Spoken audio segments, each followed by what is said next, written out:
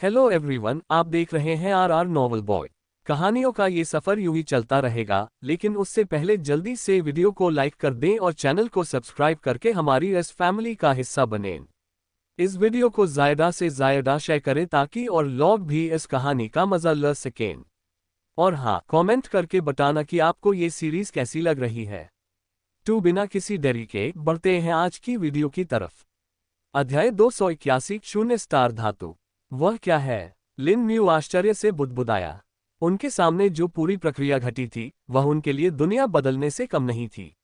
ये पहली बार था जब वह कृषकों का एक और पहलू देख रहे थे जो सामग्रियों का शोधन था। ये प्रक्रिया स्पष्ट रूप से बहुत जटिल थी और लिन म्यू कल्पना भी नहीं कर सकता था कि यह सब सीखने में कितना प्रयास लगेगा। ये स्पष्ट था कि बुरे व्यक्ति को जो अनुभव हुआ वह दुनिया के हिलने से कम नहीं था। यदि लिन म्यू को पता होता कि जो कुछ वह देख रहा है वह अनगिनत अन्य कृषकों की इच्छा है तो वह आश्चर्यचकित हो जाता। ऐसे हजारों किसान होंगे जो इसे देखने और इससे सीखने का मौका पाने के लिए युद्ध शुरू कर देंगे। बूढ़े व्यक्ति जिंग वेई ने एक ऐसी शोधन तकनीक को समझ लिया था जो इस दुनिया में पहले कभी अस्तित्व में नहीं थी। यदि इसका ज्ञान कभी बाहर चला गया तो संप्रदाय और साम्राज्य इसे हासिल करने के लिए कोई छोटी कीमत नहीं चुकाएंगे। लेकिन लिन म्यू के लिए यह उनका पहला अनुभव था और इसलिए वे इसका सही मूल्य नहीं समझ सके। वह लिन म्यू एक ऐसा व्यक्ति है जो शायद इस दुनिया के सबसे चतुर रिफाइनरों में से एक है। उन्होंने अभी जो हासिल किया है उसे सीखने में अमर टूल रिफाइनरों को भी दशकों लग जाएंगे। इतना ही नहीं, उन्होंने ये काम बिना किसी मार्गदर्शन के केवल एक टूटी हुई स्थानिक भंडारण रिंग को देखकर किया। जुकोन ने उत्तर दिया। लिन म्यू सीनियर जुकोन के शब्दों से आश्चर्यचकित था और जानता था कि अगर प्रशंसा सीनियर जुकोन के मुंह से आ रही थी तो इसका कितना मतलब था। वह दूसरों की इतनी आसानी से प्रशंसा नहीं करता था क्योंकि वह उन्हें अपने से कमतर समझता था। सीनियर जुकोन ने अपने जीवन में अनगिनत चीजें देखी थीं और लिन म्यू कल्पना भी नहीं कर सकता था कि उसकी उम्र कितनी थी।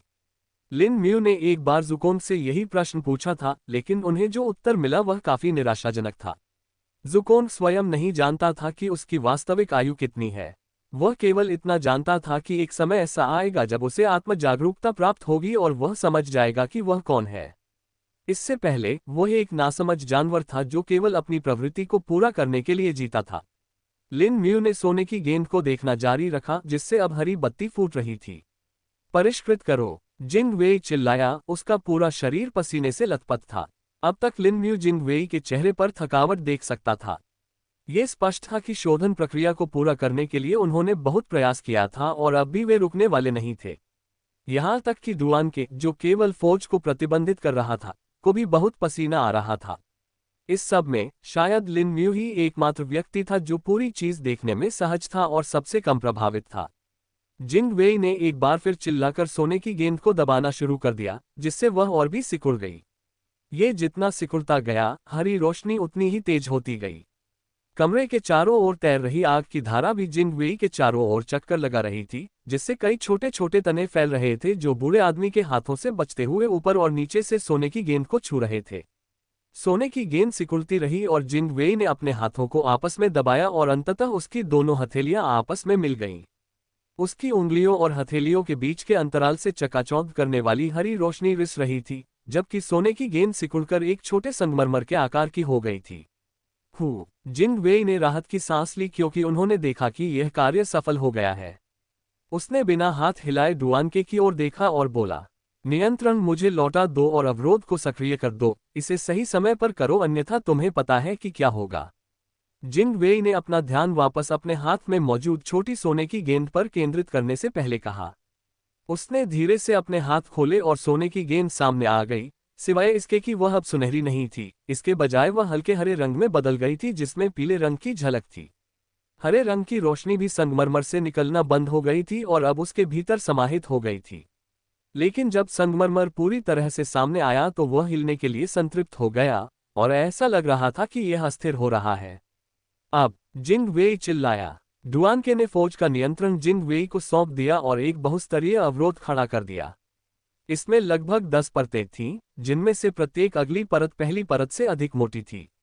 जिंग वेई ने अपना एक हाथ मुक्त किया और उसे फौज की ओर बढ़ाया, उस पर नियंत्रण वापस ले लिया, जबकि अपने दूसरे खाली हाथ से उसने हरे संगमरमर को पकड़ लिया। उसने अपने हाथ से इशारा किया और आग की लपटें निकाली जो तारों में बदल गईं और संगमरमर के चारों ओर तैरने लगीं। उसने संगमरमर को छोड़ दिया और उस हाथ को मुक्त कर दिया, लेकिन इससे पहले कि संगमरमर गिर पाता, उसे आग के तारों ने पकड़ लिया। जिंग वेई ने गहरी सांस लेने से पहले डुआन के और लिन म्यू को देखा। उसने अपना खाली हाथ हिलाया और एक वस्तु भट्टी से बाहर उड़ती हुई आई। वस्तु जल रही थी और उसकी सतह से आग की लपटें निकल रही थीं। इसे ध्यान से देखने पर पता चला कि यह एक छोटी सी निहाई थी जो लगभग एक हथेली के आकार की थी। ओह, क्या उसे वास्तव में कुछ अशुद्ध शून्य तारा धातु मिली है? छोटी जलती हुई निहाई को देखकर ज़ुकोंग अचानक बोला। तुम्हें पता है वह क्या है, सीनियर? लिन म्यू ने सवाल किया। हाँ, सचमुच, यह उन सामग्रियों में से एक है जिसमें स्थानिक मॉलिक्यूल होता है और इसका उपयोग स्थानिक भंडारण उपकरण बनाने के लिए किया जा सकता है। हालांकि शून्य तारा धातु निश्चित रूप से एक असामान्य सामग्री है। वे विश्व के चारों ओर के शून्य में पाए जा सकते हैं और कभी कभी उल्कापिंडों के साथ विश्व से टकरा जाते हैं। ज़ुकोंग ने उत्तर दिया। लिन म्यू ने जिंग वेई को देखते हुए अपने मन में मौजूद जानकारी को याद कर लिया।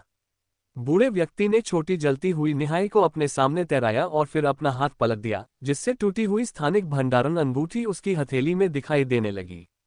स्थानिक भंडारण रिंग भौतिक रूप से पहले जैसी ही दिखती थी जब लिन म्यू ने इसे आखिरी बार देखा था, लेकिन इससे निकलने वाले उतार चढ़ाव ने उन्हें बताया कि अब इसमें कुछ अलग है।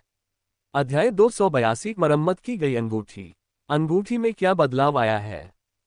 ऐसा लगता है कि यह वही काम है जो उसने हमारे आने से पहले किया था, लिन म्यू ने खुद से कहा। हाँ, बिल्कुल यही बात है। इस तरह के स्थानिक खजाने को ठीक करना अधिकांश स्पिरिट टूल रिफाइनरों के लिए असंभव नहीं तो काफी कठिन है। सच कहूं तो मुझे पूरा यकीन नहीं था कि वह ऐसा कर पाएंगे या नहीं। अगर वह थोड़ा सा भी सुधार कर पाता तो भी मैं प्रभावित होता, लेकिन उन्होंने मेरी उम्मीदों को पार कर लिया और इसे लगभग पूरी तरह से ठीक कर दिया है। बेशक इसकी क्षमता निश्चित रूप से उतनी नहीं होगी जितनी मूल रूप से होनी चाहिए थी, ज़ुकोंग ने समझाया। लिन म्यू ने चुपचाप जवाब में सिर हिलाया और फिर जिंग वेई को अंगूठी ठीक करते हुए देखा। इस समय बहुत सी चीजें एक साथ घटित हो रही थीं और अधिकांश लोगों को यह बहुत भारी लग रहा था। जलती हुई निहाई जिंग वेई के सामने रुक गई और उसके ऊपर उसने अंगूठी रख दी। फिर उसने हरे सोने के संगमरमर को अंगूठी के ऊपर तैरने के लिए नियंत्रित किया और उसे उस पर गिरने दिया। डैंग! जैसे ही संगमरमर छू गया, अंगूठी को लगा कि उसने तेज आवाज की है। यद्यपि संगमरमर का आकार छोटा था, परंतु उसका वजन निश्चित रूप से छोटा नहीं था। उस संगमरमर को बनाने के लिए कम से कम कुछ टन सोने का शोधन किया गया था और भले ही इसका अधिकांश भाग शोधन में नष्ट हो गया था, फिर भी छोटी मात्रा काफी घनी थी। हरे सोने का संगमरमर अंगूठी से टकराया, जो फिर जलती हुई निहाई से टकराया जो शून्य तारा धातु से बनी थी। प्रतिक्रिया स्वरूप तीनों वस्तुएं गुनगुनाने लगीं और हल्की सी चटकने की आवाज सुनाई दी। Crack crack crack! Lin Mu को अब रिंग पर हल्की दरारें बनती हुई दिखाई दे रही थीं। वह क्या कर रहा है? क्या इससे अंगूठी नष्ट नहीं हो जाएगी? लिन म्यू ने आश्चर्य से कहा। वह बिल्कुल यही कर रहा है। उन्होंने अंगूठी की मरम्मत के लिए ऐसी विधि खोज ली है जिसमें आमतौर पर आवश्यक सामग्री का उपयोग नहीं होता। अभी उसके पास जो कुछ है उसी से वह काम चला रहा है। बस देखो और तुम समझ जाओगे, ज़ुकोंग बोला। लिन म्यू ने अपना ध्यान निहाई पर केंद्रित किया और रिंग में बारीक दरारें देखीं, जिनसे कुछ निकल रहा था। पहले तो वह पहचान नहीं सका कि यह क्या है, लेकिन जल्द ही उसे इसका एहसास हो गया। ऐसा लग रहा था कि यह आत्मा क्यूई की तरह है, लेकिन उच्च गुणवत्ता का है, हालांकि यह उसे अशुद्ध भी लगा।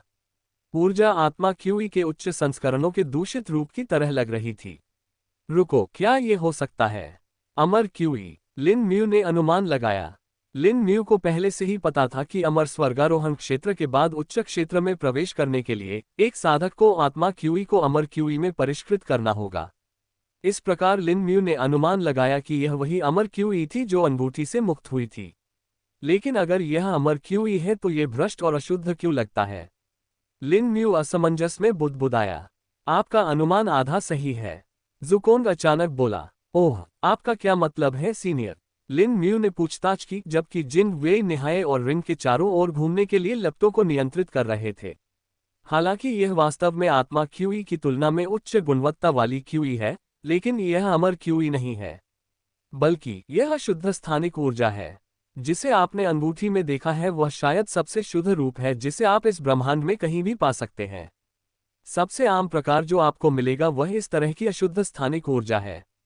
ज़ुकोंग ने उत्तर दिया। लिन म्यू ने इस पर कोई प्रतिक्रिया नहीं दी क्योंकि उनका ध्यान जिंग वेई के अगले कदम से आकर्षित हो गया था।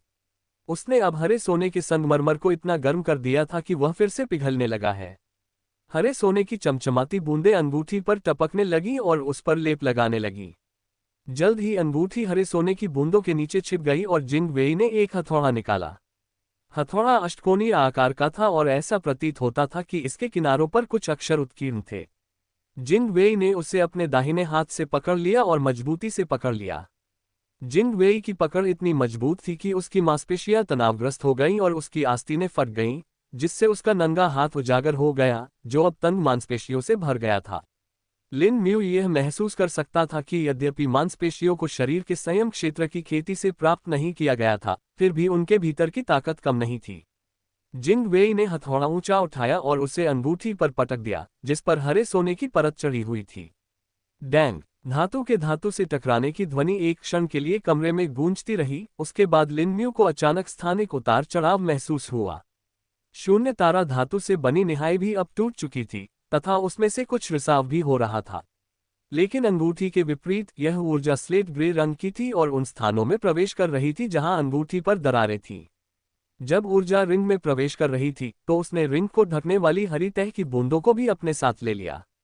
अंगूठी को ढकने वाले तरल हरे सोने की मात्रा कम होने लगी और अंगूठी द्वारा अवशोषित होने के बाद जल्द ही पूरी तरह से गायब हो गई। फिर भी जिंग वेई यहीं नहीं रुके और उन्होंने अपना हथौड़ा फिर उठाया और फिर उसे नीचे पटक दिया। इस बार झटका पहले की तुलना में नरम था, लेकिन यह अभी भी शून्य तारा धातु द्वारा बनाई गई निहाई को पूरी तरह से नष्ट करने के लिए पर्याप्त था। गर्मी के कारण शून्य तारा धातु के टुकड़े जमीन पर गिर गए और राख में बदल गए। अब अंगूठी जिंग वेई के हाथ में तैर रही थी और वह थकी हुई सांसें ले रहा था। हू हू हू। ओह! जिंग वेई ने राहत की सांस ली जब उसने देखा कि नई मरम्मत की गई अंगूठी उसके सामने तैर रही है। अंगूठी में अब कोई दरार नहीं थी और ऐसा लग रहा था कि वह पूरी तरह से ठीक हो गई है। लेकिन इसके साथ ही वह रिंग के लुक में भी अंतर देख सकते थे।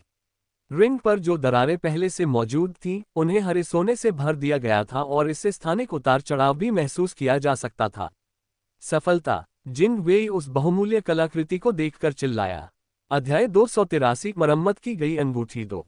जिंग वेई ने स्वयं यह उम्मीद नहीं की थी कि वह पूरी तरह सफल होंगे और वह भी इस हद तक। उन्होंने जो तकनीकें विकसित की थीं, वे अधिकतर अनुमान पर आधारित थीं तथा उन्होंने अधूरे सिद्धांतों का प्रयोग किया था, जो कुछ समय से उनके कबीले के अभिलेखों में मौजूद थे।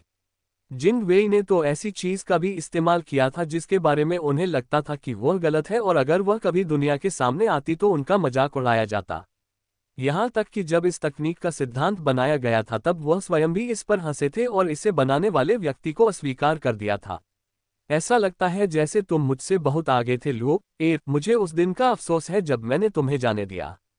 अगर मुझे कभी समय में पीछे जाने का मौका मिला तो मैं तुम्हें बचाने के लिए स्वर्ग के खिलाफ विद्रोह करूंगा। जिंग वेई ने थोड़े दुख के साथ सोचा। जिंग वेई ने अपने विचारों को पीछे धकेल दिया और अपने सामने मौजूद खजाने पर ध्यान केंद्रित किया। वह जानते थे कि यह आध्यात्मिक उपकरण शोधन के एक नए युग की शुरुआत थी।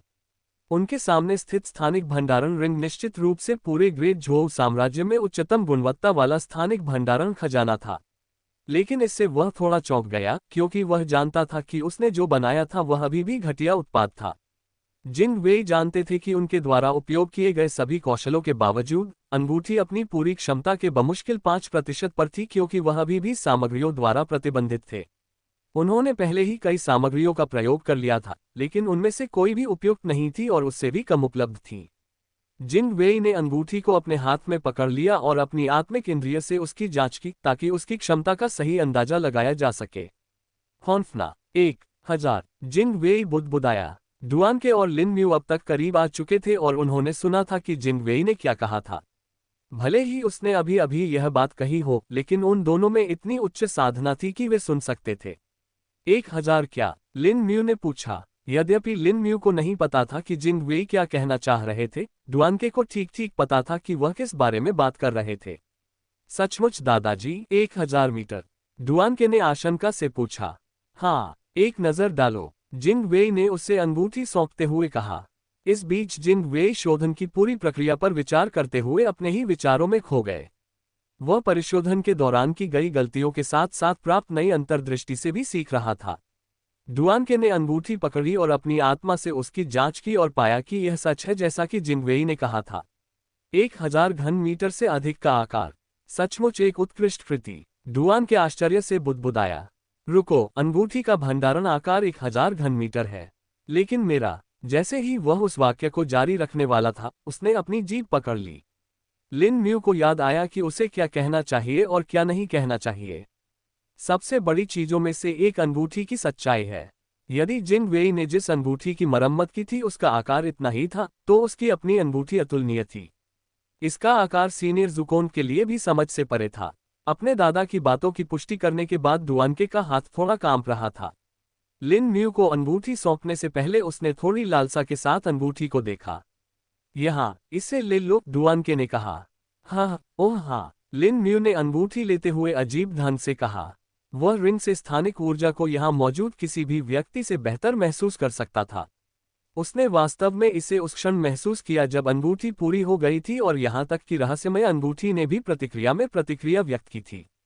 लिन म्यू जानता था कि अगर वह चाहे तो उनके हाथों से अंगूठी छीन सकता है या शायद अगर चाहे तो उसे नष्ट भी कर सकता है। वह ठीक नहीं बता सका कि ऐसा क्यों हुआ, लेकिन ये वह सहज अनुभूति थी जो उसके मन में आ रही थी। वह रहस्यमय अंगूठी के बगल में अपने दाहिने हाथ की तर्जनी उंगली तक अंगूठी पर फिसल गया। अंगूठी उसकी उंगली के आकार से थोड़ी बड़ी थी, लेकिन लिन म्यू को चिंता नहीं थी क्योंकि अब वह जानता था कि यह कैसे काम करती है। लिन म्यू ने अपनी आध्यात्मिक समझ से अंगूठी पर निशान लगा दिया और अंगूठी स्वतः ही सिकुड़कर उसकी उंगली में अच्छी तरह फिट हो गई। दोनों छल्लों के बीच का अंतर थोड़ा आकर्षक था। रहस्यमय अंगूठी 5 स्पर्श के साथ स्लीव थी, जबकि नई स्थानिक भंडारण अंगूठी अनियमित हरे पैटर्न के साथ सुनहरी थी जो एक सपाट शीर्ष और शीर्ष पर एक हरे रत्न के साथ दरारों की तरह दिखती थी। लिन म्यू ने रिंग में झांका और स्वयं इसकी क्षमता देखी। वास्तव में उन्हें रिंग के अंदर का स्थान देखकर थोड़ी असहजता महसूस हुई, क्योंकि वह रहस्यमय रिंग से बहुत छोटा था और न ही वहां कोई मुक्त स्थानिक ऊर्जा चमक रही थी। लेकिन जब लिन म्यू दोनों अंगूठियों की सराहना कर रहा था, तो दादा और पोती की जोड़ी उसके हाथ पर केवल एक ही अंगूठी देख पा रही थी जो हरे रत्न और हरे पैटर्न वाली नई अंगूठी थी। लिन म्यू ने कृतज्ञता भरे भाव से जिन वेई की ओर देखा। इसकी मरम्मत के लिए धन्यवाद। मैं देख सकता हूं कि आपको इसे ठीक करने में बहुत प्रयास और संसाधन खर्च करने पड़े। मैं इसके लिए वास्तव में आभारी हूं। लिन म्यू बोला। नहीं, मुझे ऐसा करने का अवसर देने के लिए धन्यवाद। मैंने इससे पिछली कुछ शताब्दियों की तुलना में अधिक सीखा है। आप नहीं जानते कि इसका हमारे लिए क्या मतलब है। हमारे कबीले के लिए। जिन वेई बोले और पीछे हट गए। लिन म्यू ने देखा कि जिन वेई अधिक भावनात्मक स्थिति में जा रहा था, इसलिए उसने विषय को थोड़ा बदलने का फैसला किया। क्या आंगन ठीक हो जाएगा? लिन म्यू ने चिंता व्यक्त करते हुए कहा, मेरा मतलब है, बैरियर में काफी बड़ी दरार है। हाँ, ओह वह, आपको इसके बारे में चिंता करने की जरूरत नहीं है, ये कुछ दिनों के बाद अपने आप ठीक हो जाएगा। हालांकि यह निश्चित रूप से इसके लायक था, जिन वेई ने प्रसन्नतापूर्वक कहा जैसे ही उनकी मनस्थिति बदली। अध्याय 284 जिन वेई और डुआनके को पुरस्कृत करना। हालांकि आंसू कैसे दिखाई दिए? क्या आंगन काफी मजबूत नहीं है? ऐसा क्या था जो इस तरह नुकसान पहुंचा सकता था? लिन म्यू ने सवाल किया। ओह, यह अंगूठी के लिए आवश्यक सामग्रियों में से एक थी। अधिक विशेष रूप से वह जिसमें स्थानिक विशेषता क्यूई शामिल थी। जो हमें पहले मिला था वह उपयोगी तो था, लेकिन वास्तव में संगत नहीं था और मैंने जो तकनीक इस्तेमाल की थी वह भी सही नहीं थी। इस प्रकार इसके परिणामस्वरूप इसका एक बड़ा हिस्सा मेरे नियंत्रण से बाहर हो गया और अवरोध में एक छेद हो गया। जिन वेई ने उत्तर दिया। लिन म्यू थोड़ा आश्चर्यचकित था क्योंकि उसने ऐसा कुछ होने की उम्मीद नहीं की थी। क्या आप इस सीनियर को जानते हैं? लिन म्यू ने मन ही मन पूछा। हाँ, मैंने किया। मैंने इससे होने वाली क्षति को पहचाना क्योंकि स्थानिक क्यूई इसी प्रकार कार्य करता है। आपको इससे सीखना चाहिए और जानना चाहिए कि यदि आप एक दिन इसे नियंत्रित नहीं कर पाते हैं या शायद नियंत्रण खो देते हैं तो ये कितना खतरनाक हो सकता है। जुकोन ने समझाया। मैं समझता हूँ, सीनियर। लिन म्यू ने उत्तर दिया। इसके अलावा मेरे पास उस आदमी के लिए इनाम भी है। मेरा मानना है कि यह उचित है, जुकोन ने कहा। लिन म्यू के चेहरे पर चमक आ गई और वह तुरंत उससे सहमत हो गया। हाँ सीनियर, यह अच्छा होगा। उन्होंने मेरी बहुत मदद की है और अब भी इस अंगूठी की मरम्मत करना काफी कठिन काम है। लिन म्यू ने उत्तर दिया। लेकिन आपके मन में किस तरह के पुरस्कार थे? उसने पूछा। ज़ुकोंग ने उसे क्या करना है ये बताने से पहले कहा, बस मेरे निर्देशों को सुनो और जैसा मैंने देखा वैसा करो। 1 मिनट बाद लिन म्यू का ध्यान वास्तविक दुनिया पर लौट आया और उसने जिंग वेई और डुआन के की ओर देखा। दोनों संरचनाओं के साथ कुछ कर रहे थे क्योंकि वे कमरे के चारों ओर चमक रहे थे। कमरे को ढकने वाली कालिक भी अब गायब हो रही थी, इसलिए ऐसा लग रहा था कि वे सफाई संरचनाओं का उपयोग कर रहे थे। बूढ़े आदमी जिंग वेई, लिन म्यू ने पुकारा। हाँ, जिंग वेई ने लिन म्यू की ओर देखते हुए कहा। अभी जिंग वेई आज सीखी गई सभी चीजों को रिकॉर्ड करने से पहले रिफाइनिंग के कारण हुए सभी नुकसान को ठीक करने के अलावा और कुछ नहीं चाहते थे। इसके बाद वह कबीले के अभिलेखों में मौजूद अन्य अधूरे सिद्धांतों की जांच करना चाहते थे और अपनी नई अंतर्दृष्टि के साथ उनका परीक्षण करना चाहते थे। शायद मैं कोई नया समाधान ढूंढ पाऊंगा, जिंग वेई ने मन ही मन सोचा। लिन म्यू ने जिंग वेई की ओर कुछ कदम बढ़ाए और कहा, मेरे मालिक के पास तुम्हारे लिए कुछ है। जिंग वेई तुरंत सतर्क हो गए और डुआन के भी। वह लिन म्यू को गौर से देखने लगी और उसके दिमाग में विचार आने लगे। वह यह अनुमान लगाने की कोशिश कर रही थी कि लिन म्यू का मालिक उसके दादा के साथ क्या चाहता था। वह निश्चित रूप से पिछली बार की पुनरावृत्ति नहीं चाहती थी और उस आतंक को दोबारा अनुभव नहीं करना चाहती थी। जिंग वेई ने बोलने से पहले खुद को शांत किया और अपने विचारों को संरेखित किया। और उसके पास मेरे लिए क्या है? जिंग वेई ने ध्यान से पूछा। जिंग वेई ने देखा कि लिन म्यू ने जवाब में अपना हाथ बढ़ाया और फिर ऐसा हुआ। कमरे में एक पहाड़ जैसी भारी उपस्थिति छा गई, जिससे एक क्षण के लिए उसका दम घुट गया। जिंग वेई और डुआन के दोनों ने इसे महसूस किया और उनका दिल टूट गया और उन्होंने सबसे बुरी कल्पना की। लेकिन फिर दबाव कम हो गया, या ऐसा लगा कि यह उनके लिए उतना भारी नहीं था। वे अभी भी इसमें शक्ति महसूस कर सकते थे, लेकिन यह उन्हें द्वेषपूर्ण तरीके से लक्षित नहीं कर रहा था। तभी उन दोनों को एक भ्रम दिखाई दिया। वहां एक पल के लिए वे लिन म्यू के पीछे किसी चीज का एक विशाल सिलहूट देख सकते थे। उन्हें एहसास हुआ कि कमरा किसी तरह गायब हो गया था और वे एक ऐसी जगह पर थे जहां केवल 2 चीजें थीं, अंधेरा और 10 सुनहरी आंखें। सुनहरी आंखों की निगाहों ने उनके मन को हिला दिया और वे उसके सामने खुद को हीन महसूस करने लगे। उन्हें ऐसा महसूस हुआ मानो वे मात्र चींटियां हों। लेकिन फिर कुछ और हुआ। उन्हें ऐसा महसूस हुआ जैसे उनके मन में कुछ प्रवेश कर रहा है। यह उनके सामने मौजूद उपस्थिति के समान था, लेकिन प्रकृति में बहुत अधिक हल्का था। फिर अंततः जैसे बिजली गिरी हो, उनके मस्तिष्क में सूचनाएं प्रवाहित होने लगीं। वे बस डटे रहने और यह कामना करने के अलावा और कुछ नहीं कर सकते थे कि यह जल्दी खत्म हो जाए। यद्यपि यह प्रक्रिया कष्टदायक नहीं थी, फिर भी यह काफी असुविधाजनक थी। डुआन के और जिंग वेई को ऐसा महसूस हुआ जैसे कुछ घंटे बीत गए हों। उसके बाद अंततः सूचना बंद हुई और वे अपनी आंखें खोलने में सक्षम हुए। तब उन्हें एहसास हुआ कि वास्तव में जब वे ये सब कर रहे थे तो 1 मिनट भी नहीं बीता था। क्या? डुआन के पूछने ही वाली थी कि वह रुक गई। उसके मस्तिष्क में जो जानकारी डाली गई वह अंततः काम करने लगी और वह समझने में सक्षम हो गई कि इसका क्या मतलब है। जिंग वेई के साथ भी ऐसा ही हुआ, लेकिन उनकी प्रतिक्रिया पूरी तरह से चौंकाने वाली थी। अद्भुत, बिल्कुल अद्भुत। ये ज्ञान, जिंग वेई ने अत्यंत विस्मय के साथ कहा। जिंग वेई ने घोषणा की, मेरे कबीले के हजारों वर्षों के अनुभव की तुलना इसके 1% से भी नहीं की जा सकती।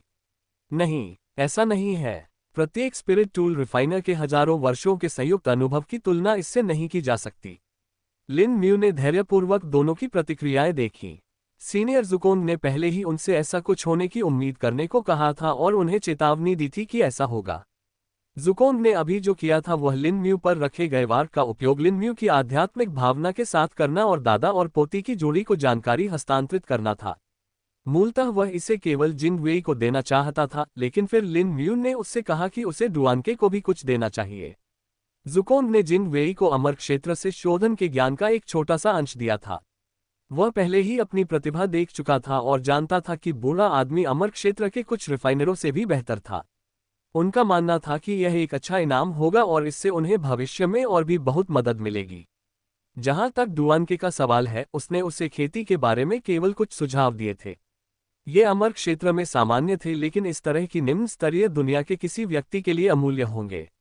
अध्याय 285 गोलियों का खजाना। लिन म्यू ने उन दोनों की ओर देखा जो उत्साह, सदमे, आश्चर्य और पूर्ण विस्मय की मिश्रित स्थिति में थे। ये स्पष्ट था कि सीनियर जुकोंग ने उन्हें जो कुछ भी दिया था वह उनकी दुनिया को हमेशा के लिए हिला देने के लिए पर्याप्त था। मुझे इसे समेकित करने की आवश्यकता है। जिंग वेई अचानक बुदबुदाया। फिर उसने लिन म्यू की ओर देखा और बोलने से पहले एक पल के लिए सोचा। मुझे एकांत में जाने और अभी दिए गए ज्ञान को पूरी तरह से समझने की जरूरत है। मेरा मानना है कि डुआन के को भी ऐसा ही करने की जरूरत है। यदि हम इसे तुरंत कर ले तो इसका प्रभाव सबसे अच्छा होगा, इसलिए जाने से पहले क्या आपको किसी चीज की आवश्यकता है? जिंग वेई ने उत्साह से पूछा। उसे जो इनाम मिला था वह संभवतः लिन म्यू को दिए गए इनाम से 100 गुना अधिक मूल्यवान था। उसे इससे कोई फर्क नहीं पड़ता था कि उसे आंगन देना भी है या नहीं। उसके पास इतना नया ज्ञान था कि वह अपने दम पर एक बेहतर आंगन को परिष्कृत करने में सक्षम होगा। लिन म्यू को ये पूछने से पहले सोचना भी नहीं पड़ा, मुझे और अधिक बुनियादी क्यूई गोलियां चाहिए। डुआन के, उसे गोली भंडार में ले जाओ, उसे वह सारी गोलियां दो जो वह चाहता है। तुम्हें पता है इसका मूल्य क्या है? जिंग वेई ने तुरंत मुड़कर डुआन के से कहा। गलत। डुआन के ने सिर हिलाने और लिन म्यू को अनुसरण करने का इशारा करने से पहले चुपचाप सांस ली। इस बीच जिंग वेई ने संरचनाओं को हुए नुकसान को ठीक करने की अपनी गति बढ़ा दी। लिन म्यू डुआन के पीछे चला गया और उसे उसी स्थान पर ले जाया गया जहां उसे पहले गोलियां मिली थीं। गोली भंडार के दरवाजे स्वचालित रूप से खुल गए और डुआन के ने तुरंत बड़ी संख्या में गोली कंटेनरों को बुलाते हुए अपने हाथ हिलाए। वहां इतने अधिक कंटेनर थे कि वहां रखी मेजों पर जगह ही नहीं थी और अधिकांश बड़े कंटेनरों को जमीन पर ही रखना पड़ा। जो गोलियां मेज पर रखी गई थीं वे अधिक महत्वपूर्ण और मूल्यवान गोलियां थीं और छोटी बोतलों या शीशियों वाले युग भी थे। डुआन के मेज के पास गई और अपने हाथों से जमीन पर रखे बक्सों की ओर इशारा किया। ये सभी बुनियादी क्यूई गोलियां हैं जो हमारे पास हैं, लगभग 10 लाख निम्न श्रेणी की बुनियादी क्यूई गोलियां, 5000 मध्यस्तरीय बुनियादी क्यूई गोलियां, 150 उच्च श्रेणी की बुनियादी क्यूई गोलियां और 3 चरम श्रेणी की बुनियादी क्यूई गोलियां होनी चाहिए। डुआन के ने कहा। लिन म्यू का जबड़ा लगभग सदमे में गिर गया था, लेकिन वह अंतिम क्षण में इसे नियंत्रित करने में सक्षम था। उन्होंने निश्चित रूप से यह उम्मीद नहीं की थी कि यहाँ इतनी सारी बुनियादी क्यूई गोलियां मौजूद होंगी। पिछली बार उन्हें बमुश्किल 2000 बुनियादी क्यूई गोलियां मिली थी जो निम्न श्रेणी की थीं, लेकिन अब उनकी संख्या 10 लाख हो गई है। इतना ही नहीं, उच्च श्रेणी के संस्करण भी यहाँ मौजूद थे, जिनमें से कुछ का उपयोग वह वर्तमान में अपने खेती के आधार पर भी नहीं कर सकते थे। वह अधिकतम मध्यम श्रेणी की गोलियों का ही उपयोग कर सकेगा, क्योंकि उच्च श्रेणी और उच्च श्रेणी की गोलियां क्यूई शोधन क्षेत्र के कृषकों के लिए नहीं थीं, बल्कि वे उन्हें नुकसान ही पहुंचाएंगी। ये देखकर कि लिन म्यू को गोलियों की संख्या का अंदाजा हो गया है, डुआन के ने अपना हाथ मेज पर रखी अन्य गोलियों की ओर बढ़ाया। ये विष को साफ करने वाली गोलियां हैं, ये निम्न, मध्यम, उच्च श्रेणी की हैं। इनमें 1500 निम्न श्रेणी के, 50 मध्यम श्रेणी के और 1 उच्च श्रेणी का है। जहां तक पीक ग्रेड टॉक्सिन क्लींजिंग गोलियों का सवाल है, हमारे पास वे नहीं हैं। डुआन के ने उत्तर दिया। हालांकि कोई पीक ग्रेड वाले क्यों नहीं है? लिन म्यू ने उत्सुकता से उत्तर दिया। कृषक के शरीर से गोलियों के विषाक्त पदार्थों को निकालना उतना ही कठिन होता जाता है जितना अधिक उनका साधना आधार बढ़ता जाता है। आपको ग्रेड के बारे में पता होना चाहिए कि वे विभिन्न खेती क्षेत्रों के लिए कैसे अभिप्रेत हैं, है ना? यही कारण है विष को साफ करने वाली गोली बनाना बहुत कठिन है जो दाव क्षेत्र के कृषकों पर भी काम कर सके। साम्राज्य में भी ऐसे बहुत कम कीमियागर हैं जो इन्हें बना सकें। जहां तक मुझे पता है, पूरे महान झोउ साम्राज्य में उस स्तर के केवल 3 कीमियागर हैं, जिनमें से एक सम्राट के दरबार से संबंधित है, एक रेनबो पिल संप्रदाय का सर्वोच्च बुजुर्ग है और तीसरा कीमियागर स्काई प्रीसेप्ट संप्रदाय के प्रमुख बुजुर्गों में से एक है। डुआन के ने समझाया। यदि यह पहले होता तो डुआन के ने कभी भी इतना विस्तृत स्पष्टीकरण नहीं दिया होता और उन्हें केवल सबसे बुनियादी जानकारी ही बताई होती। लेकिन अब जब लिन म्यू या बल्कि उसके मालिक ने उन्हें इतना बड़ा इनाम दिया था, तो वह कम से कम इतना तो कर ही सकती थी। डुआन के को पता था कि यदि लिन म्यू किसी भी संप्रदाय या यहाँ तक कि साम्राज्य को ज्ञान प्रदान करता है, तो वह तुरंत उनके शीर्ष पदों पर पहुंच जाएगा और उसकी देखभाल की जाएगी। यह उनका सौभाग्य था कि वे लिन म्यू से मिल सके। इसके बाद डुआन के ने लिन म्यू को डेस्क पर मौजूद बाकी गोलियों के बारे में बताया। वहां विभिन्न गुणों वाली बहुत सारी उपचार गोलियां थीं और ऐसी गोलियां थीं जो सामान्य रूप से उपयोगी थीं। कुल मिलाकर लिन म्यू को 50 से अधिक प्रकार की विभिन्न प्रकार की गोलियां मिली। वह उनसे थोड़ा अभिभूत था और इसलिए उसे उनके नाम, प्रभाव, उन्हें कब नहीं लेना चाहिए और उन सभी स्थितियों को याद रखने में कठिनाई हो रही थी। लेकिन डुआन के मददगार थे और उन्होंने उनके लिए एक सूची बनाई। सूची को सुविधाजनक रूप से संचार जेड में डाल दिया गया था जो उससे पहले जिंग वेई से मिला था। इस प्रकार लिन म्यू को ज्यादा समस्या नहीं हुई। लगता है मैं फिर से एकांतवास में चला जाऊंगा और तुम दोनों भी। लिन म्यू ने हल्का मजाक किया। हम डुआन के ने जवाब में गुनगुनाया, स्पष्ट रूप से उन चीजों के बारे में सोच रही थी जो उसके दिमाग में हाल ही में जोड़ी गई थी। जिंग वेई अकेले व्यक्ति नहीं थे जो ज्ञान को समझने के लिए अधीर थे, डुआन के भी अधीर थे। इस प्रकार लिन म्यू ने ये संकेत लिया और गोलियों के भंडार को छोड़ने से पहले और उसके बाद हवेली को छोड़ने से पहले उससे विदाई दी। उसने आसमान की ओर देखा और पाया कि अवरोधक में दरार पहले से ही ठीक हो रही थी, यद्यपि बहुत धीमी गति से। अध्याय 286 अवरोध में दरार को ठीक करना। कृपया अंत में लेखक का नोट पढ़ें। योजक चिन्ह योजक चिन्ह योजक चिन्ह योजक चिन्ह। लिन म्यू को बैरियर में दरार के बारे में थोड़ी जिज्ञासा महसूस हुई क्योंकि उसने उसके पीछे मौजूद शून्य को देखा। उसे एहसास हुआ कि वह आंसू के चारों ओर कुछ हिलता हुआ महसूस कर सकता है। उसने पहले ऐसा महसूस नहीं किया था और अब वह इसे पहली बार ही महसूस कर सका। लिन म्यू जो महसूस कर रहा था वह आध्यात्मिक इंद्रिय का उपयोग करने से अलग था, क्योंकि आंसू के पास जो कुछ भी था वह उसकी आध्यात्मिक इंद्रिय तक पहुंचने के लिए बहुत दूर था। मैं ये कैसे महसूस कर पा रहा हूँ? क्या इसका कारण यह है कि हाल ही में मेरी खेती बढ़ गई है? लिन म्यू ने मन ही मन सोचा। आप इस पर अधिक ध्यान केंद्रित करने का प्रयास क्यों नहीं करते, देखें क्या होता है। ज़ुकोंग ने उत्साहवर्धक लहजे में सुझाव दिया। लिन म्यू ने अपनी आंखें बंद कर लीं और आंसू के चारों ओर जो कुछ भी घूम रहा था उस पर ध्यान केंद्रित करने की कोशिश की। उसे एहसास हुआ कि वह इसे एक अलग तरह की भावना के माध्यम से महसूस कर रहा था। कुछ समय तक तो उन्हें यह अनुभूति होती रही, लेकिन यह उतनी प्रबल नहीं थी। वह कुछ समय से अनजाने में इस इंद्रिय का प्रयोग कर रहा था। आंसू के चारों ओर घूमने वाली चीज इसकी स्थानिक विशेषता क्यूई। लिन म्यू ने एहसास होने पर कहा। बेशक, जिंग वेई ने कहा कि आंसू स्थानिक विशेषता क्यूई के कारण हुआ था जो गलती से जारी हो गया था क्योंकि उसने नियंत्रण खो दिया था। तो यह अभी भी फटने के आसपास है और यही बात इसे तेजी से मरम्मत करने से रोक रही है। लिन म्यू ने निष्कर्ष निकाला। आप सही हैं, बिल्कुल यही हो रहा है। जिंग वेई द्वारा पहले इस्तेमाल की गई सामग्री से जो स्थानिक क्यूई बच गई थी वह अवरोध की सीमाओं से बचने की कोशिश कर रही है, लेकिन इसके द्वारा प्रतिबंधित हो रही है। जितना अधिक ये छोटे शून्य में रिसता है, अवरोध उतनी ही तेजी से ठीक होता है। ज़ुकोंग ने समझाया। लिन म्यू की भौहें सिकुड़ गईं क्योंकि उन्हें सीनियर ज़ुकोंग के शब्दों में कुछ प्रतिकूल बिंदु महसूस हुए। लेकिन सीनियर, यदि स्थानिक क्यूई को प्रतिबंधित करने वाली बाधा ही इसे मरम्मत करने से रोक रही है, तो क्या इसका मतलब यह नहीं है कि यह वास्तव में एक दोष है? लिन म्यू ने पूछा। बिल्कुल सही, ज़ुकोंग ने प्रसन्न स्वर में कहा। ऐसा लगता है कि संरचनाओं में उनकी प्रतिभा वास्तव में अच्छी है और उनकी स्थानिक समझ में भी सुधार हो रहा है। हम देखते हैं कि क्या वह ऐसा कर सकता है। ज़ुकोंग ने सोचा। लिन म्यू अभी भी दोष के बारे में सोच रहा था क्योंकि वह आगे बढ़ रहा था और फिर अचानक रुक गया। उसके दिमाग में अभी एक विचार आया था। वरिष्ठ, यदि स्थानिक क्यूई को किसी तरह हटा दिया जाए तो क्या संरचना की मरम्मत तेजी से नहीं होगी? लिन म्यू ने सवाल किया। शायद ऐसा होगा। क्यों, क्या आप कुछ आजमाना चाहते हैं? ज़ुकोंग ने हल्की हंसी के साथ उत्तर दिया जब लिन म्यू ने पूछा कि ऐसा करने से पहले उसने क्या सोचा था। मुझे लगता है कि चूंकि मैं इसे महसूस कर सकता हूं, तो शायद अनुभूति की मदद से मैं इसे तेजी से अवरोध से बाहर निकाल सकता हूं, या शायद कुछ और। इसे अवशोषित कर सकता हूं। लिन म्यू ने थोड़े अनिश्चित स्वर में कहा। ठीक है, तो फिर आगे बढ़ो। इसे आजमाएं, अपना खुद का पता लगाएं। ज़ुकोंग ने प्रोत्साहित किया। लिन म्यू ने जवाब में गुनगुनाया और फिर अपनी आंखें बंद कर ली तथा बैरियर के चारों ओर घूम रहे स्थानिक क्यूई पर ध्यान केंद्रित किया।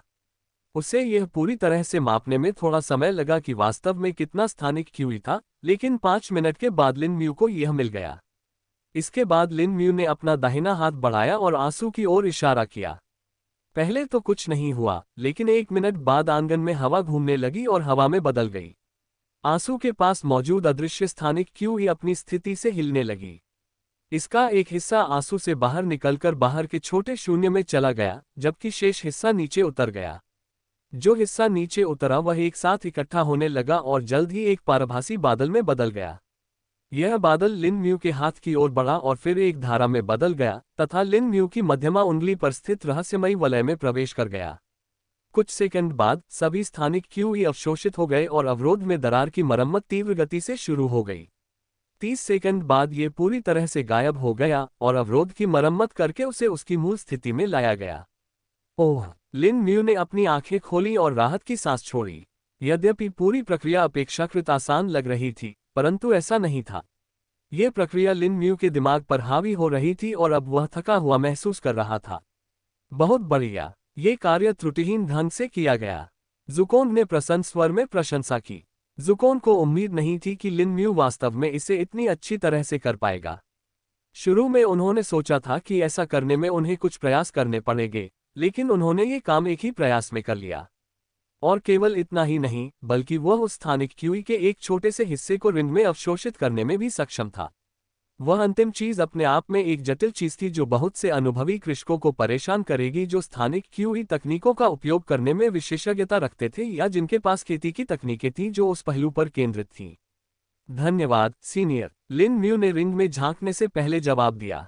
वहां उसने एक कोने में स्थानिक क्यूई का पारभासी बादल तैरता हुआ देखा। आकाश में तैरती स्थानिक ऊर्जा की चांदी जैसी धूसरधारियों के विपरीत, लिन म्यू को एहसास हुआ कि यह बादल पूरी तरह से उसके नियंत्रण में था। वह इसे जहां चाहे वहां ले जा सकता था और इसका आकार भी बदल सकता था। सीनियर, मैं इसके साथ क्या करूं? लिन म्यू ने उलझन महसूस करते हुए पूछा। यद्यपि उसने स्थानिक क्यूई का ये बादल प्राप्त कर लिया था, परंतु उसे इसकी कोई आवश्यकता नहीं थी। उसने वास्तव में ऐसा कुछ पाने की योजना नहीं बनाई थी, इसलिए वह भ्रमित था। खैर, इसके कई उपयोग हैं और मैं चाहता हूं कि आप स्वयं ही उनका पता लगाएं। लेकिन मैं फिर भी आपको इसका एक उपयोग बता सकता हूं, जो कि स्पष्ट है। रिंग से प्राप्त कौशल को शक्ति प्रदान करने के लिए उस स्थानिक क्यूई का उपयोग करने का प्रयास करें। ज़ुकोंग ने उत्तर दिया। लिन म्यू ने अन्य संभावित उपयोगों के बारे में सोचते हुए अपना सिर झुका लिया, लेकिन फिर वरिष्ठ ज़ुकोंग द्वारा सुझाए गए उपयोग को आजमाने का निर्णय लिया। लिन म्यू ने इसे पहले कौशल फ्लिकर के साथ उपयोग करने का निर्णय लिया क्योंकि इसका उपयोग करना सबसे आसान था और इसमें सबसे कम मात्रा में क्यूई लगती थी। उन्होंने स्थानिक क्यूई के बादल को नियंत्रित किया और कौशल झिलमिलाहट को सक्रिय करने के लिए इसका उपयोग करने से पहले इसका एक छोटा सा हिस्सा तोड़ दिया। अध्याय 287 अंगूठी के कौशल का उपयोग करने की वैकल्पिक विधि। लिन म्यू की दृष्टि अचानक बदल गई और उसे लगा जैसे सब कुछ काला और सफेद हो गया है। उसने चारों ओर देखा और देखा कि सभी चीजें अलग अलग आकार में थीं। कुछ चीजें धुंधली थीं जबकि अन्य विकृत थीं। वह कुछ काले बिंदु भी देख सकता था, जिनके बारे में वह जानता था कि वे अंतरिक्ष की संरचना में दोष हैं तथा वे छोटे शून्य की ओर ले जाते हैं। हालांकि ऐसा लग रहा था कि लिन म्यू को कुछ समय बीत चुका है, लेकिन वास्तव में केवल एक सेकंड ही बीता था। अगले ही पल सब कुछ सामान्य हो गया और लिन म्यू फिर से रंग देख सका। वह क्या था? लिन म्यू ने कहा। तो आपने क्या अनुभव किया? ज़ुकोंग ने पूछा। ज़ुकोंग स्वयं नहीं जानते थे कि स्थानिक विशेषता क्यूई का सीधे उपयोग करने वाले लिन म्यू का कौशल पर किस प्रकार का प्रभाव पड़ेगा, लेकिन वह कुछ चीजों का अनुमान लगा सकता था और सोच रहा था कि क्या वास्तव में लिन म्यू ने यही अनुभव किया था। यह अजीब था। सब कुछ काला और सफेद हो गया। समय भी किसी कारणवश धीमा लग रहा था। वस्तुएं भी बिल्कुल सही नहीं थीं। लिन म्यू ने याद किया। ऐसा लगता है कि जब आपने स्थानिक विशेषता क्यूई के साथ कौशल का उपयोग किया तो आप स्थानिक धारणा प्राप्त करने में सक्षम थे। वह काला और सफेद रंग आपकी कम दक्षता के कारण था। इसके अलावा समय के धीमा होने की भावना भी एक भ्रम या कहें कि एक गलत धारणा थी। ऐसा तब होता है जब कोई कृषक नए सिरे से स्थानिक धारणा का उपयोग करना शुरू कर देता है। यदि आप वास्तव में आगे बढ़ने की कोशिश करेंगे तो आपको पता चलेगा कि आप पहले की तरह ही गति से आगे बढ़ रहे हैं और समय वास्तव में धीमा नहीं हुआ है। और जहां तक वस्तुओं के सही न होने का सवाल है, मेरा मानना है कि ऐसा इसलिए हुआ क्योंकि वे स्थानिक विकृतियों या बहते स्थान के कारण अवरुद्ध हो गई थीं। ज़ुकोंग ने समझाया। मैं समझता हूं सीनियर। लिन म्यू ने किसी अन्य कौशल का उपयोग करने के बारे में सोचने से पहले कहा। लिन म्यू ने स्पिरिट क्यूई क्लाउड का एक और छोटा सा हिस्सा लिया और इस बार इसका उपयोग दूसरे कौशल ग्लिम्प को शक्ति देने के लिए किया। उसका पहले से ही इरादा था कि वह कहां जाना चाहता है, इसलिए उसे कोई समस्या नहीं थी। जिस क्षण उन्होंने इसका प्रयोग किया, उनकी दृष्टि पुनः श्वेत श्याम हो गई, लेकिन इस बार उन्हें एहसास हुआ कि वे अभी भी अपनी आत्मिक इंद्रिय का प्रयोग कर सकते हैं, जबकि पहले कौशल फ्लिकर के दौरान ये काम नहीं करती थी या ऐसा महसूस होता था कि यह जम गई है। आमतौर पर जब लिन म्यू ब्लिंक का उपयोग करके टेलीपोर्ट करना चाहता था तो उसकी आत्मा की भावना केवल कौशल की अधिकतम सीमा तक ही बढ़ सकती थी, जो 10 मीटर थी। लेकिन अब उसे एहसास हुआ कि वह इससे सीमित नहीं था। उसने महसूस किया कि वह वास्तव में अपनी आध्यात्मिक इंद्रिय की अधिकतम लंबाई तक स्वतंत्र रूप से टेलीपोर्ट कर सकता है। यह अद्भुत है, लिन म्यू ने मन ही मन कहा। अगले ही क्षण उसने कौशल को सक्रिय कर दिया और अपने स्थान से गायब हो गया तथा अपने द्वारा चुने गए स्थान पर प्रकट हो गया। ओह! लिन म्यू ने एक सांस छोड़ी, भले ही उसे पता नहीं था कि वह अंदर रुका हुआ है। ये स्पष्ट था कि वह थोड़ा घबराया हुआ था और इसलिए उसने अपनी सांस रोक ली थी। लेकिन अब जब वह सफल हो गया तो अंततः उसे आराम मिला। ज़ुकोंग ने प्रभावों की सराहना करते हुए कहा, इस बार प्रभाव काफी स्पष्ट है जो मैं देख रहा हूं। दूसरे कौशल, पलक झपकाना की सीमा अब 10 मीटर तक सीमित नहीं है। ऐसा लगता है कि सीनियर, अब मैं इसका उपयोग अपनी आध्यात्मिक इंद्रिय की अधिकतम सीमा तक टेलीपोर्ट करने के लिए कर सकता हूं। लिन म्यू ने समझाया, यह अच्छी बात है। आप इसका उपयोग आपातकाल के समय में कर सकते हैं। ज़ुकोंग सहमत हो गया। लिन म्यू ने सिर हिलाया और रिंग में मौजूद स्थानिक क्यूई के बादल की जांच की। 2 बार जब उन्होंने इसका उपयोग किया तो उपयोग की गई मात्रा इसकी कुल मात्रा के 6% तक पहुंच गई। 1% का उपयोग पहले कौशल फ्लिकर को सक्रिय करने के लिए किया गया था और 5% की आवश्यकता ब्लिंक के लिए थी। लिन म्यू को एहसास हुआ कि इन कौशलों को शक्ति देने के लिए स्थानिक क्यूई का उपयोग करना तब तक ही सीमित था जब उसे वास्तव में उनकी आवश्यकता थी। अब तक वह अपेक्षाकृत सुरक्षित था और आसानी से खतरे से बच गया था। लेकिन वह जानते थे कि भविष्य में ऐसे समय आ सकते हैं जब उनके कौशल पर्याप्त नहीं होंगे और यह काम आ सकता है। लिन म्यू ने तीसरे कौशल चरण के लिए स्थानिक क्यूई का उपयोग करने के विचार पर विचार किया। यह वह कौशल था जिसकी खपत सबसे अधिक थी और जितना अधिक समय तक वह इसका उपयोग करता था, वह उसकी क्यूई का उपभोग करता रहता था। खतरे के समय प्रयोग करने की अपेक्षा अभी परीक्षण करना और प्रभावों को जानना बेहतर है, लिन म्यू ने खुद से कहा। उसने गहरी सांस ली और अपना मन शांत किया। इसके बाद वह कुछ पेड़ों के पास चले गए क्योंकि इस कौशल का मुख्य प्रभाव उन्हें भौतिक वस्तुओं के बीच से चलने या यूं कहें कि उनके बीच से गुजरने की अनुमति देना था। उन्होंने कौशल को सक्रिय किया और अपनी दृष्टि को फिर से बदलते देखा। लिन म्यू तुरंत पेड़ों के बीच से चला गया और उसे ज्यादा फर्क महसूस नहीं हुआ। उन्होंने तुरंत कौशल बंद कर दिया और उपयोग की जांच की। जैसा कि मैंने उम्मीद की थी, ये काफी बड़ा था। जब उन्होंने चरण का प्रयोग किया तो बादल का आकार 20% और कम हो गया था। हालांकि यह आत्मा क्यूई विस्ट के बिल्कुल समतुल्य नहीं था, फिर भी यह काफी था, ये देखते हुए कि उसके पास स्थानिक विशेषता क्यूई की सीमित मात्रा थी। कुल मिलाकर उन्होंने स्थानिक क्यूई बादल का लगभग 26% उपयोग कर लिया था, जिससे इसका आकार इसके मूल आयतन के 3/4 से थोड़ा कम रह गया था। वरिष्ठ, मैं अधिक स्थानिक क्यूई कैसे प्राप्त कर सकता हूँ? मुझे पता है कि मैं इसे उन सामग्रियों से प्राप्त कर सकता हूं जिनमें यह मौजूद है, लेकिन यह काफी मुश्किल होगा, है ना? लिन म्यू ने पूछा। ठीक है, स्थानिक क्यूई वास्तव में ब्रह्मांड में क्यूई के सबसे प्रचुर प्रकारों में से एक है। ये हर जगह है, बस अधिकांश लोग या कहें कि साधक इसे महसूस नहीं कर पाते। इसे नियंत्रित करना और भी कठिन है, जिसके कारण उन्हें लगता है कि इसे ढूंढना कठिन है। बात बस इतनी है कि ऐसी बहुत सीमित सामग्रियां हैं जिनमें स्वाभाविक रूप से स्थानिक क्यूई मौजूद होती है, ज़ुकोंग ने समझाया। लिन म्यू ने कुछ समझने से पहले अपने शब्दों पर थोड़ा सोचा। तो क्या इसका मतलब यह नहीं है कि जब तक कोई स्थानिक क्यूई को महसूस और नियंत्रित कर सकता है, तब तक वह इसे सीधे सामग्रियों में समाहित कर सकता है? लिन म्यू ने पूछा। बिल्कुल। आपके विचार में उच्च स्तरीय दुनिया में स्थानिक भंडारण उपकरण और किस प्रकार बनाए जाते हैं? अध्याय 288। किसी बात की चिंता नहीं। लिन म्यू को इस रहस्योद्घाटन से ज्ञान की अनुभूति हुई और वह थोड़ा मूर्ख भी महसूस कर रहा था कि उसे स्वयं इसका एहसास कैसे नहीं हुआ। लेकिन इसे समझने के बाद उनके दिमाग में कई अन्य विचार उभरे। हालांकि उन्हें यह नहीं पता था कि उनमें से कितने वास्तव में वैध थे। लिन म्यू को तब याद आया कि हालांकि सीनियर ज़ुकोंग ने उन्हें स्थानिक क्यूई की प्रचुरता के बारे में बताया था, लेकिन उन्होंने उन्हें यह नहीं बताया था कि इसे वास्तव में कैसे प्राप्त किया जाए। फिर भी वह अनुमान लगा सकता था कि शायद वह चाहता था कि वह स्वयं इसका पता लगाए और शायद उसका परीक्षण करना चाहता था। लिन म्यू को इससे कोई आपत्ति नहीं थी और उन्होंने इसे आत्मविश्वास के साथ उठाया। वास्तव में उन्हें तब अधिक संतुष्टि महसूस होती थी जब वे स्वयं कुछ पूरा करते थे। लेकिन उसने इन विचारों को फिलहाल एक तरफ रख दिया क्योंकि उसे अपने घर वापस जाने की जरूरत थी। वह क्यूई शोधन क्षेत्र के अगले चरण में प्रगति के बिल्कुल किनारे पर था और इसलिए जल्द से जल्द धूप सेंकना चाहता था। ये तो बताने की जरूरत ही नहीं कि अब उसके पास जो भी बुनियादी क्यूई गोलियां थीं, उन्हें खत्म करने में उसे काफी समय लगता था। लिन म्यू अंततः आंगन से बाहर निकला और दुकान में दिखाई दिया। लेकिन पीछे के कमरे से बाहर निकलते समय उसने देखा कि दुकान में वास्तव में कोई था। पहले तो वह अचंभित रह गया और उसने सोचा कि या तो कोई गलती से अंदर आ गया है या फिर सिर्फ चीजें खरीदने आया है। ऐसा नहीं था कि लिन म्यू के अलावा कोई अन्य ग्राहक जिंग वेई के एम्पोरियम में नहीं आया था। वास्तव में कुछ यादृच्छिक लोग थे जो महीने में 2 बार यहां आते थे। फिर भी दुकान ज्यादातर लोगों के लिए अपेक्षाकृत अज्ञात थी। लेकिन तभी लिन म्यू को अचानक कुछ याद आया। भ्रामक संरचनाएं अभी भी सक्रिय हैं। उसने सोचा और तुरंत सतर्क हो गया। लिन म्यू की आत्मिक इंद्रिय चारों ओर फैल गई और उसने तुरंत उस व्यक्ति को देखा तथा उसके साधना आधार का पता लगाने का प्रयास किया।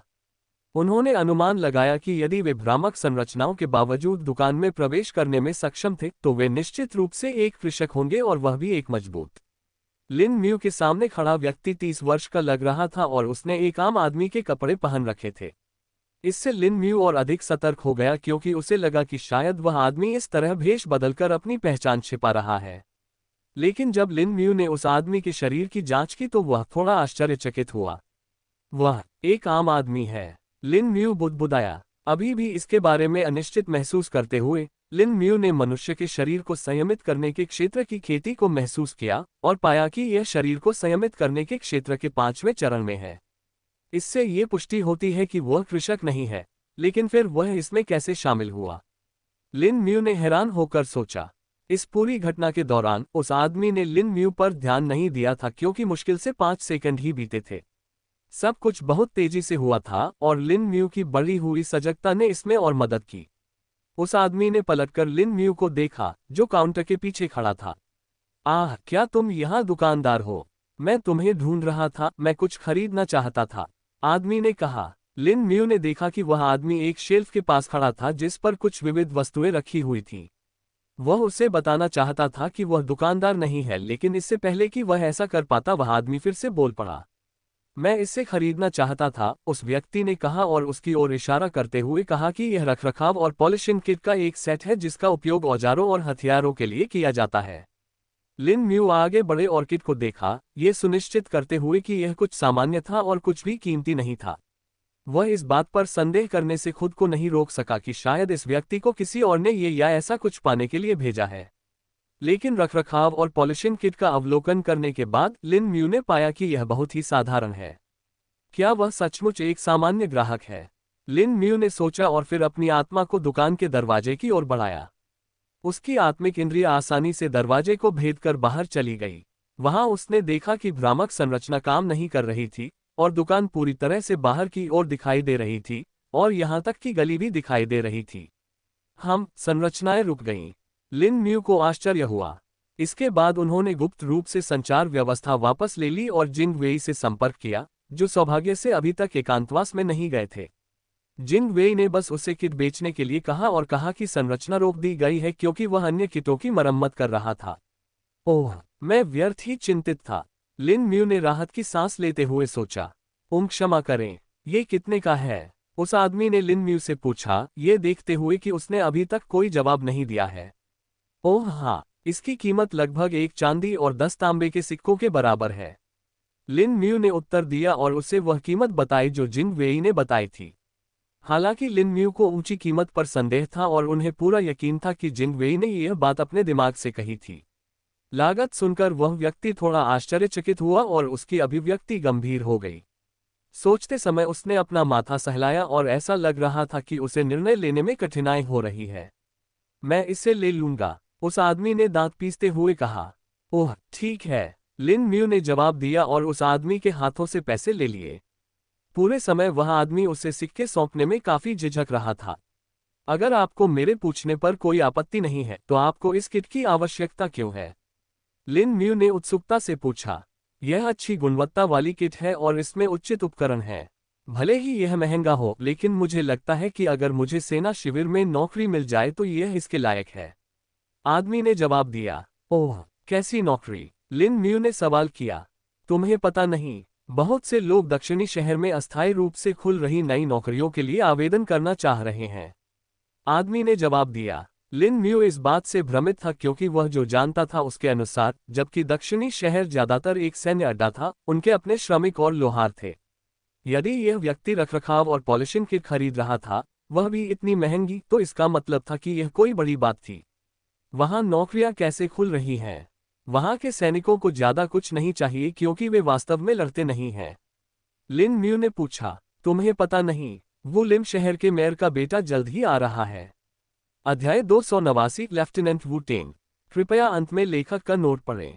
योजक चिन्ह योजक चिन्ह योजक चिन्ह योजक चिन्ह। लिन म्यू ये सुनकर थोड़ा उलझन में पड़ गया कि वू लिम शहर के मेयर का बेटा वापस आ रहा है। उन्हें जो पता था उसके अनुसार मेयर के दो बेटे थे। सबसे बड़ा बेटा शुआंग कियान साम्राज्य की सेना का हिस्सा था और लेफ्टिनेंट था, जबकि सबसे छोटा बेटा अज्ञात था। उनके बारे में केवल इतना ही ज्ञात था कि वे वुलिम शहर में भी रहते थे और वहां से सामान्य रूप से नहीं जाते थे। ज्यादातर लोगों को मेयर के सबसे छोटे बेटे की पहचान के बारे में भी पता नहीं था। इससे लिन म्यू को विश्वास हो गया कि यह स्पष्ट रूप से सबसे बड़ा बेटा था जो शहर वापस आ रहा था। लेकिन फिर उन्हें आश्चर्य हुआ कि नौकरियां क्यों जारी की जा रही हैं। फिर भी नौकरियां क्यों हैं, भले ही मेयर का बेटा वापस आ रहा हो? लिन म्यू ने सवाल किया।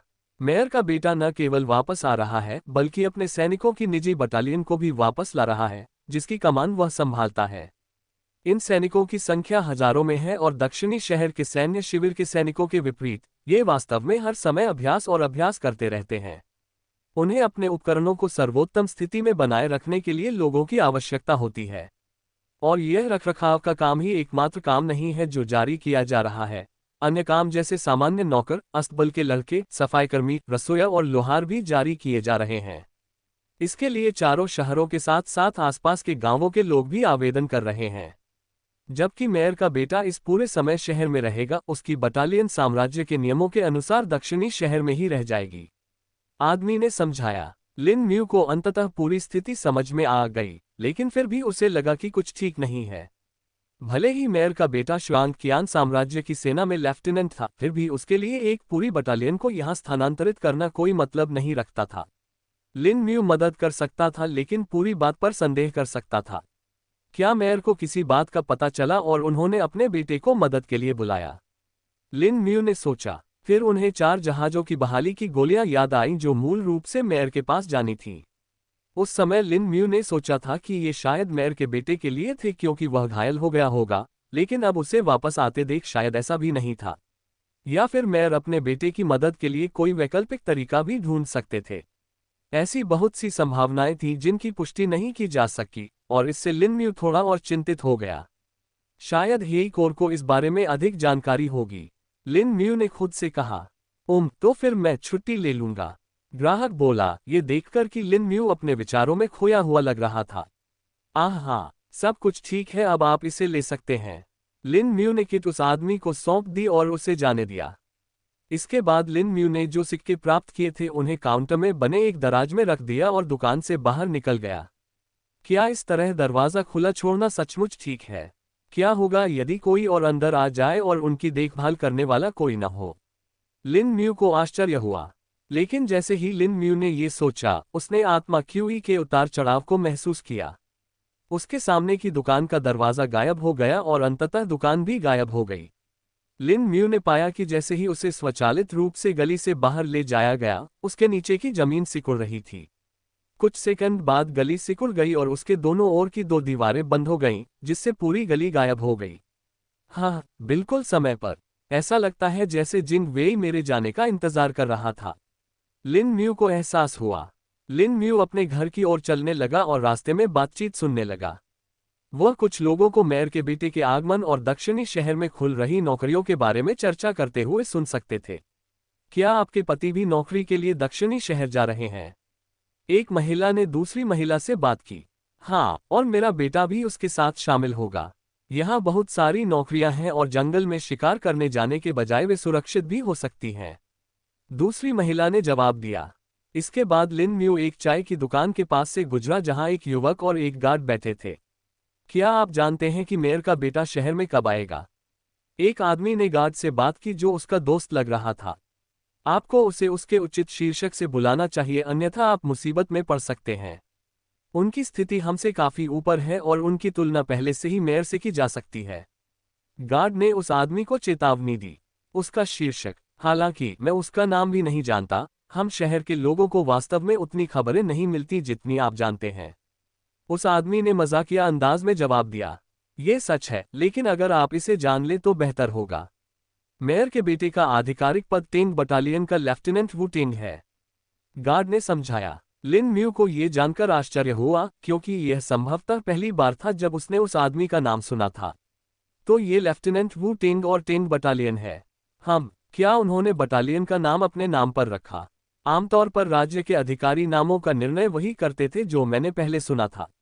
लिन म्यू ने मन ही मन सोचा।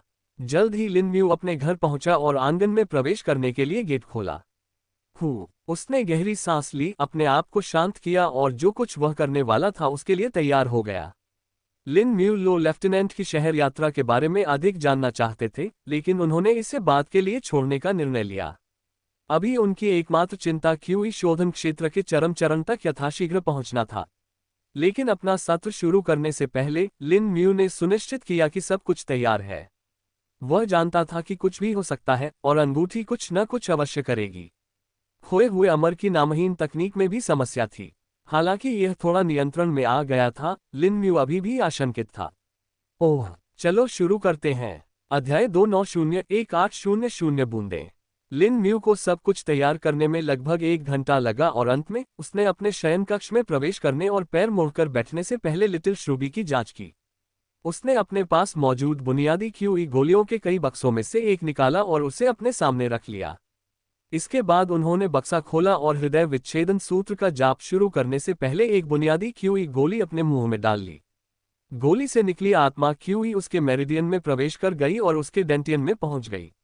यदि कोई अभी लिन म्यू के डेंटियन को देखे तो वह देख सकता है कि इसका आधा हिस्सा झिलमिलाते तरल स्पिरिट क्यूई से भरा हुआ था, जबकि दूसरा आधा हिस्सा स्पिरिट क्यूई के तैरते हुए टुकड़ों से भरा हुआ था। अब मूल क्यूई गोली से अतिरिक्त स्पिरिट क्यूई के आगमन के साथ डेंटियन संतृप्त हो रहा था।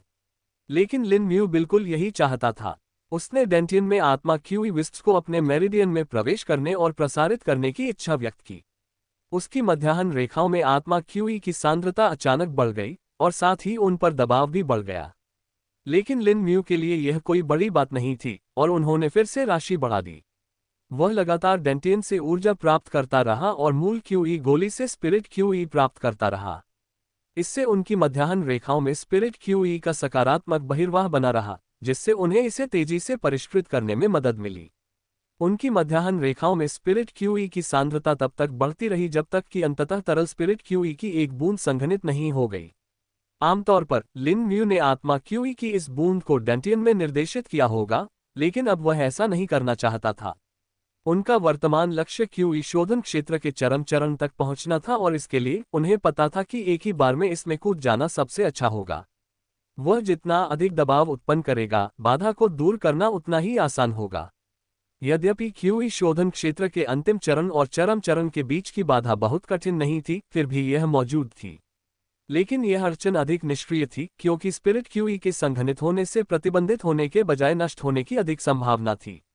लिन म्यू अपने मेरिडियन में पर्याप्त मात्रा में तरल स्पिरिट क्यूई को परिष्कृत करना चाहता था और फिर इसे एक ही बार में सीधे अपने डेंटियन में जमा करना चाहता था। उन्होंने तरल स्पिरिट क्यूई की इस बूंद पर ध्यान केंद्रित किया और डेंटियन से स्पिरिट क्यूई विस्प्स का उपयोग करते हुए इसे अपने मेरिडियन के सर्किट के माध्यम से तेजी से प्रसारित किया। प्रत्येक चक्र के साथ तरल स्पिरिट क्यूई की बूंद का आकार बढ़ता जा रहा था। पहले तो आकार में केवल एक ही गिरावट आई, लेकिन फिर ये 2 गुना हो गया, फिर 3 गुना हो गया और इसी तरह आगे भी होता रहा। अंततः यह एक ऐसे बिंदु पर पहुंच गया जहां इसका आकार सामान्य बूंद से लगभग 30 गुना बड़ा हो गया तथा यह एक धारा की तरह दिखने लगा। अब तक 12 घंटे बीत चुके थे और लिन म्यू अभी भी अथक प्रयास कर रहा था। उनकी नई उन्नत बॉडी टेम्परिंग खेती उनके लिए इसे और अधिक आसान बना रही थी। वास्तव में लिन म्यू ये भी महसूस कर सकता था कि उसके शरीर की कोशिकाओं का रूपांतरण भी तेजी से हो रहा था, जिसने उसे जियानेटियन काया प्राप्त करने के करीब ला दिया। लिन म्यू ने लगभग यांत्रिक तरीके से अपना हाथ बढ़ाया और अपने सामने रखे डिब्बे से एक साधारण क्यूई गोली उठाए और उसे अपने मुंह में डाल लिया। इन पिछले 12 घंटों के दौरान उन्होंने करीब 100 गोलियां खा ली थीं। पहले तो ये बहुत चौंकाने वाली बात होती, लेकिन अब ये सागर में एक बूंद के समान है। जब लिन म्यू तरल स्पिरिट क्यूई को परिष्कृत कर रहा था, तो वह स्पिरिट क्यूई का एक अंश भी खो रहा था। अभी वह गुणवत्ता के बजाय मात्रा के साथ समय कारक पर काबू पा रहे थे और दिनचर्या पर हावी हो रहे थे। खोए हुए अमर की अनाम तकनीक भी लिन म्यू की मदद कर रही थी, क्योंकि इसके बिना वह इतनी सारी गोलियां नहीं खा पाता। एक और बात जो घटित हो रही थी, जिसके बारे में लिन म्यू को पता नहीं था, वह ये थी कि स्पिरिट क्यूई के प्रत्येक परिसंचरण के साथ इसकी एक छोटी मात्रा उसके पेट के ऊतकों में भी प्रवेश कर रही थी। ये राशि इतनी कम थी कि लिन म्यू के पास इस पर ध्यान केंद्रित करने की कोई क्षमता नहीं थी। सेकंड मिनट में बदल गए और मिनट घंटे में बदल गया। लिन म्यू को अपना सत्र शुरू किए 24 घंटे से अधिक समय हो गया था। उनके द्वारा सेवन की गई बुनियादी क्यूई गोलियों की संख्या लगभग 200 तक पहुंच गई थी, और तरल स्पिरिट क्यूई धारा का आकार प्रारंभिक आकार से 80 गुना तक पहुंच गया था। अब समय आ गया है, लिन म्यू अंदर ही अंदर चिल्लाया। सच कहूं तो लिन म्यू ने कभी इतने लंबे समय तक टिकने की उम्मीद नहीं की थी। इस बार उन्होंने तरल स्पिरिट क्यूई की जितनी मात्रा परिष्कृत की थी, वह एक सत्र में उनके द्वारा परिष्कृत की गई सबसे बड़ी मात्रा थी। इतना ही नहीं, बल्कि उसकी मध्याह्न रेखाओं में घूम रही तरल स्पिरिट क्यूई की मात्रा दबाव छोड़ रही थी। Lin Mew had thought that he would keep on refining it till he would not be able to handle the pressure, and now the time had finally come. He had also exceeded the amount that was actually needed for him to break through the bottleneck a long time ago. But he still kept on going, as this had now become a way for him to challenge himself and his will. He didn't know how he was compared to other cultivators, but he was proud of himself for reaching this level. Lin Mew's focus reached peak, and he immediately guided the stream of liquid spirit chi into the Danshan. Usually, the spirit chi would enter the Danshan drop by drop, but this time it was as if someone had opened a tap as the stream came rushing in. Gush! The volume of liquid spirit chi within his Danshan started rising visibly. 1500 drops, 1510 drops, 1550 drops, 1600 drops, 1700 drops. 1800 drops. अंततः उसने जो भी तरल spirit QE परिष्कृत की थी, वह उसके डेंटियन में प्रवेश कर गई और उसके साथ ही उसके शरीर से एक लहर उत्सर्जित हुई। जैसे ही लहर लिन म्यू के दाहिने हाथ की रहस्यमयी अंगूठी तक पहुंची, वह भी गुनगुनाने लगी। बस दोस्तों, आज के लिए इतना है। इस नॉवल की पूरी सीरीज देखने के लिए प्लेलिस्ट चेक करना ना भूलें। अगर वीडियो अच्छी लगी तो लाइक, शेयर और कमेंट करके अपना प्यार दिखाएं। और ऐसे ही और कहानियों के लिए आर नॉवल बॉय को सब्सक्राइब जरूर करें। मिलते हैं बहुत जल्द अगले पार्ट के साथ। Thanks for watching.